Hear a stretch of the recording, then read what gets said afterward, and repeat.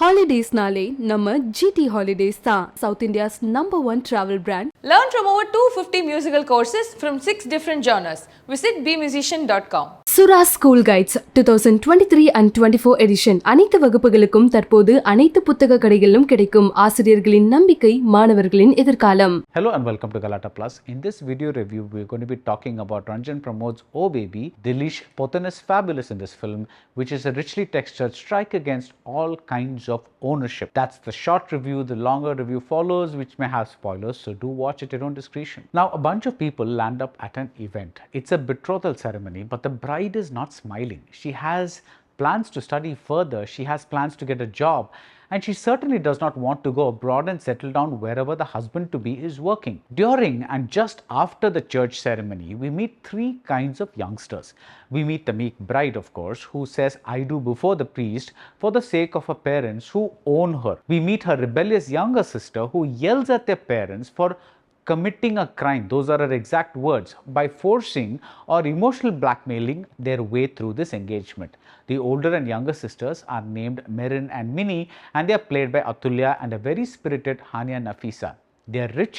They come from a plantation owning family, which is also a feudal family. At one point, Mini asks why most of their family lives abroad. Maybe it was a means of escaping this oppression, or maybe many of them were like Merin and just could not say no to the people who owned them. The third youngster we meet in Ranjan Pramod's O.baby is Basil, played by Devadatt V.S. His family has been serving Merin and Mini's family for generations, but he speaks English and he speaks his mind. In a line I found a little too pointed and a little too obvious about the film's themes, Basil tells his father that parents have an ownership mentality towards their children.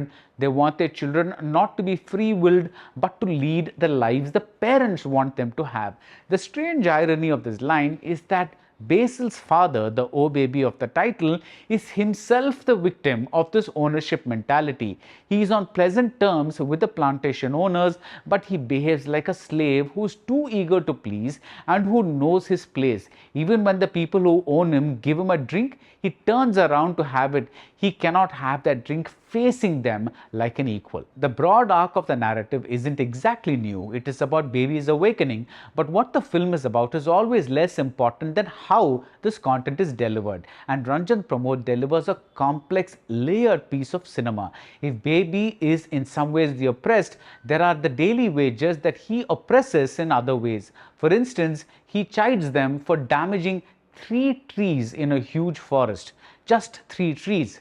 His sense of loyalty, or rather, to return to that other word, that is being owned, it is such that he returns a small amount of the forest produce that Basil has taken without permission.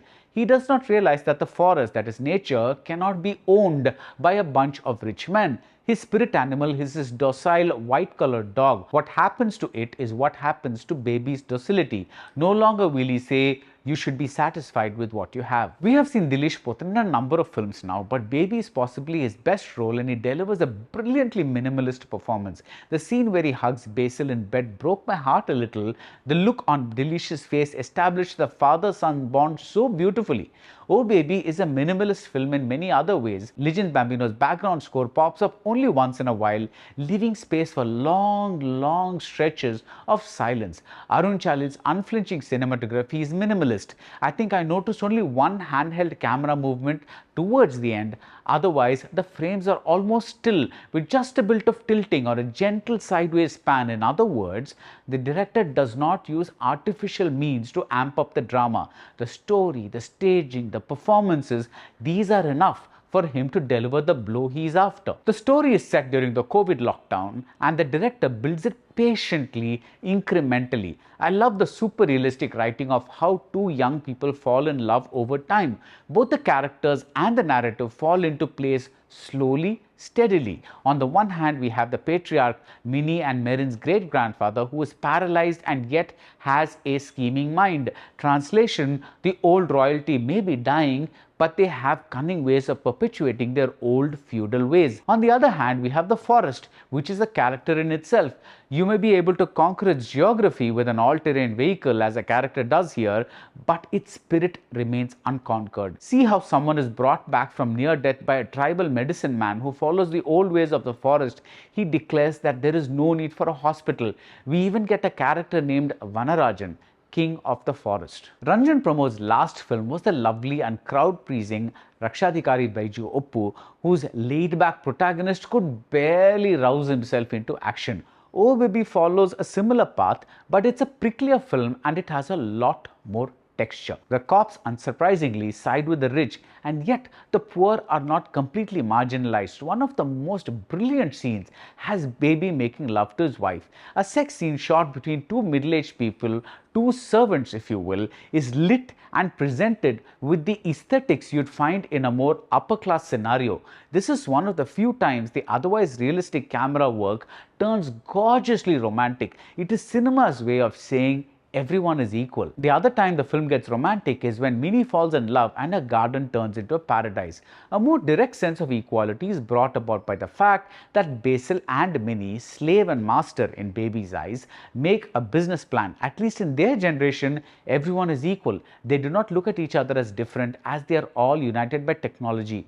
Even Baby's youngest daughter knows her way around Instagram. Oh Baby built so beautifully that its messagey end doesn't feel preachy but rightfully earned. We think the old patriarch's will is the thing that will anchor the plot, but it is just another tool of control used in these big families to continue what Basil called long back the ownership mentality. Hunting is a metaphor throughout. So who owns the prized pair of tusks that now lie in the old man's room? The old man or the original tribals whose land his forefathers seized? The elephant that owned the tusks or the forest that was the animal's home? Oh Baby comes around to the great big circle of life in which we come with nothing and we leave with nothing. All these things we fight about, like property or caste or class, are, to use a word Minnie uses, absurd. And that's it about Oh Baby. If you like this video review, do subscribe to Galatta Plus and see you soon at the movies. Holidays nale நம்ம GT Holidays தான் South India's #1 travel brand. Learn from over 250 musical courses from 6 different genres. Visit bmusician.com.